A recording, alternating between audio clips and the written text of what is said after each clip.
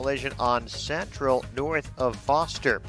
We're seeing minimal delays right now, mainly on the South Side expressways. Inbound Ryan, traffic's tied up starting in the local lanes around 35th Street and in the express now as well. The delays start around 35th. We're looking at a travel time 18 minutes from 95th to downtown. Outbound, it's 14. Inbound Bishop Ford, just a tad congested approaching the merge. On the inbound Stevenson, with the ramp jammed to the inbound Ryan, traffic can slow around Ashland. 29 minutes, 3:55 to Lakeshore Drive. The Ike, 28 minutes, 3:90 to downtown. That's traffic. I'm Jim Talamonte on AM 560, The Answer. Chicago's Morning Answer continues next. In our AM 560 Weather Center, clouds and sunshine, 85, clear and 65 overnight, currently 73. Your next news update is at 7. Chicago's Morning Answer with Dan and Amy continues next on AM 560, The Answer. This hourly segment is brought to you by On Target Radio. From firearms and Second Amendment rights to personal freedoms and government intrusions. Listen here Sunday nights at 9. Only the biggest stories, only the biggest guests, and only the biggest opinions. This is AM 560, The Answer. Good morning, Dan and Amy. We talked about it a bit yesterday, the reckoning, perhaps reimagining, to borrow a word, of higher education that is coming, suggesting that just as we talk about marquee names in business going away as a result of lockdown policies, perhaps exacerbating foundational problems those businesses had prior to the outbreak, the same is going to happen in higher ed. You're going to see colleges not run by Jane Sanders also close. And Richard Vedder, who's a professor of economics emeritus at Ohio University, wrote a piece about this, particular to Ohio, as sort of a case study of what might happen with mid-sized colleges in other states, not just Ohio. He's also a senior fellow at the Independence Institute, and he's the author of Restoring the Promise, Higher Education in America. Professor Vedder, thanks so much for joining us. Appreciate it. Glad to be with you. Well, according to your write-up in Forbes, you got out of Ohio U just in time. Tell us what's happening at Ohio U, at Akron, at Wright State, and what it may portend for higher education in America.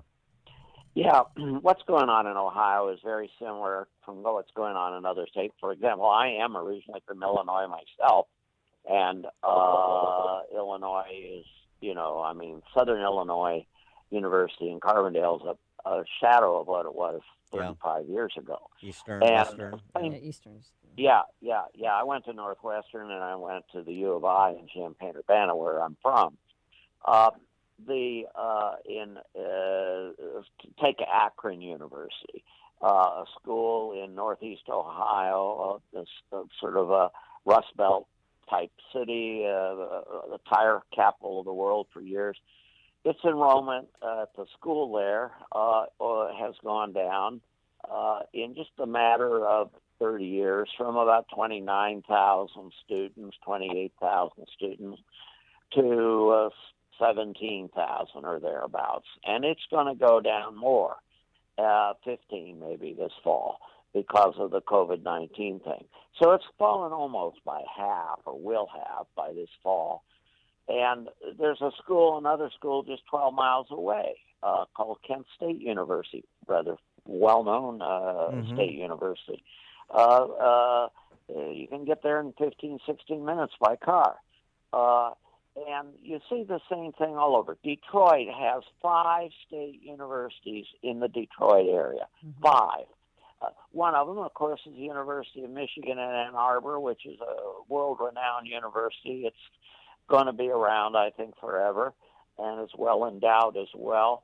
But the others, some of them, Eastern Michigan, Wayne State, so forth, are struggling, and they have been struggling for years. Yeah, but they were struggling. Akron never recovered from having Jerry Faust as its football coach. Oh, yeah. And actually that's part of their problem. They got so gung-ho about football because they had, some years of success.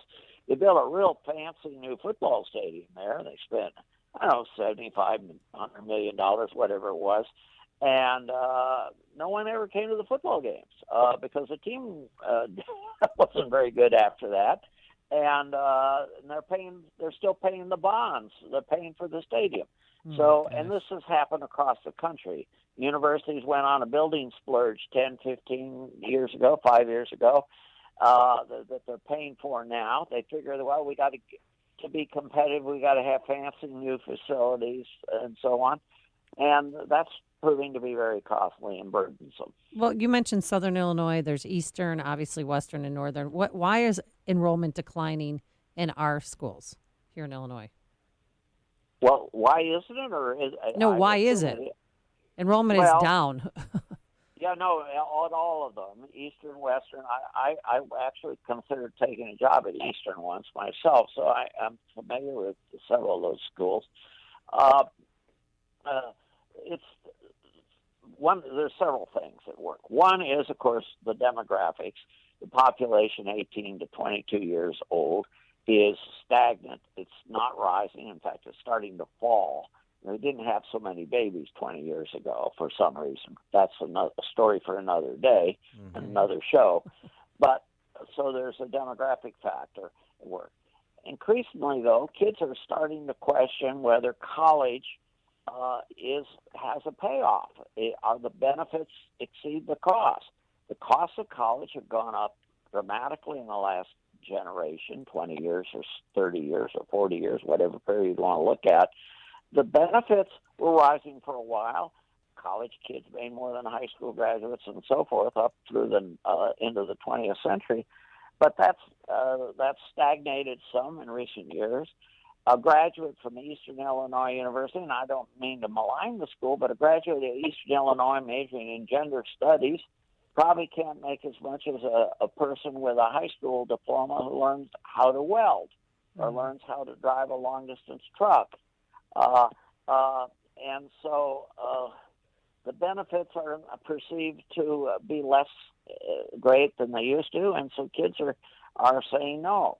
Now, there's no problem at University of Chicago or at Northwestern or at even at Illinois Champaign-Urbana because they have many more applicants than places. That's not true. That's not true. I went Yeah. to Northwestern, and this is the only job I could get.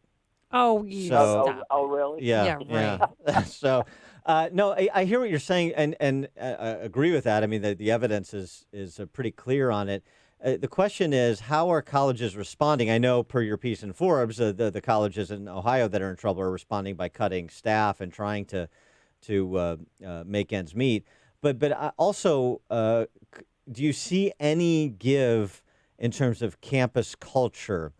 Because one of the reasons why I think a lot of people are starting to question whether it's worth going into tens of thousands, hundreds of thousands of dollars of debt is because so many colleges have become political re-education camps. They're not, as you point out, you're not getting a lot of marketable skills depending on your chosen course, chosen area of study, and you're coming back with all kinds of wild leftist ideas that don't thrill a lot of parents. So, is there any consideration for toning down some of the hard left politics that seems to insinuate itself in all corners of campus life? Well, there's certainly, on the part of some people, there's a high desire to tone it down, and at least to equalize things or create a level playing field where people of different persuasion, political persuasion, are given a free opportunity to talk and say things and are represented on campus so that the kids, when they go to a school, sure, they'll hear the far left progressive views, and that's fine. They should be exposed to what those are. But they'll also hear other views, more conservative views, the views of people who actually, many of those views were first championed at the University of Chicago. The views of Milton Friedman, for example, right, and his later colleagues. And the colleges and universities ignore the fact that they're wards of the state. They are utterly dependent on public support. for their existence. They require state subsidies in the case of the public universities. They require private donations in the case of private schools like Northwestern. They're utterly dependent on outsiders. Tuition money doesn't cover the cost. So they have to be responsive to what the public wants and what the public expects. And they've too long ignored that. They just ignored that. We can do whatever we want. We have tenure, so we can say anything we want, do anything we want, behave as irresponsibly as we want. And then when we start to protest speakers who have the opposite point of view and ignore the First Amendment, which is very, it's the absolute core of what colleges and universities are about, free expression. When we ignore that, we are endangering our colleges and universities, and they're paying for it. And I think they ought to pay for it. I think there ought to be consequences for that behavior. Absolutely. And one other thing, and this is most pronounced at one of your alma maters, University of Illinois, which is foreign nationals. It's a land. It's a state, right? As you know, it's a state land grant university, and it's not abiding its charter by displacing highly qualified Illinois students for Chinese, in particular, foreign nationals that are willing to pay and can pay full freight. I mean, a full 30% of the undergraduate student body at U of I now Chinese foreign nationals.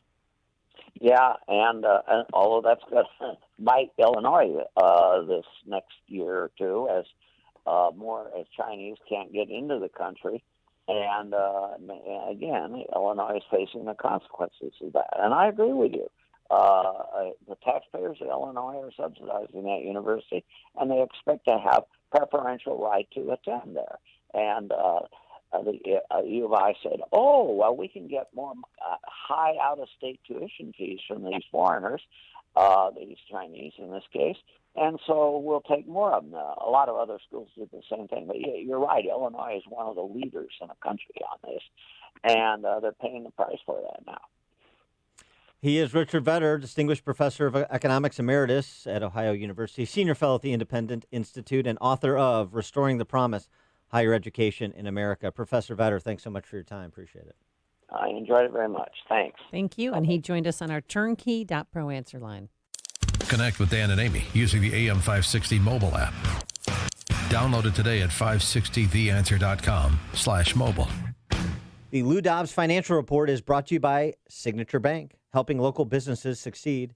Visit signaturebank.bank for your commercial banking needs. I'm Lou Dobbs. President Trump wants to bar illegal immigrants from census tallies. eBay selling its classified ads platform for $9 billion, and restaurants face tough decisions. Those stories next. You've all probably heard of asbestos and know that it's dangerous. And you may also know exposure to asbestos is the only known cause of mesothelioma, a deadly cancer. People who were exposed to asbestos decades ago are being diagnosed to this day with mesothelioma. That's because it can take as many as 30 or even 50 years to develop. But did you also know there's money to pay victims of asbestos exposure from years ago? An estimated $30 billion available to help compensate victims and their families. If you or a member of your family have been diagnosed with mesothelioma, you may be able to receive some of this money without ever going